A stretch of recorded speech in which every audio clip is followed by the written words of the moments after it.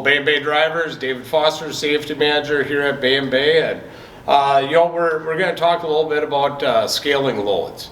Now you probably have heard a lot of people in the safety department, please scale every load, because we're not looking to get any sort of violations or overweight tickets or anything else. But really what you should really think about is anything that's over 40,000 pounds, we definitely want to scale those loads. Or certain customers in your notes on the load offer, it will say make sure you scale.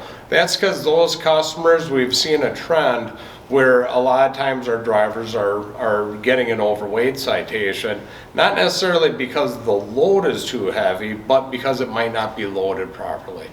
Obviously, when you go to hook up to your trailer, you're sliding your trailer tandems, if something feels off, you definitely want to go ahead and get that load scaled. And really, when in doubt, scale the load. So many times what ends up happening is drivers will rely on their air gauge or rely on the previous driver saying, hey, I scaled that load. If you're really in doubt, please scale that load. Make sure that you are adjusting your trailer tandems so that you're legal for bridge law in every state that you're going to be operating through. A lot of times drivers will just pick up the load, those axles will be all the way forward, and they'll get going down the road and now they're overweight on their trailer.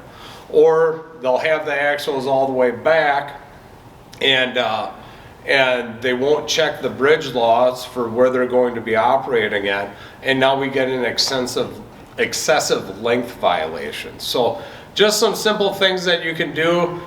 Do your trip plan, look at the states you're going to be operating through, find out what is the minimum requirements that you need for that bridge law. Have your axles set at that, and then if you scale the load and everything's legal, you're good to go in every state. So please do what you can to minimize our violations out there, and be safe, and thank you for all that you do for us.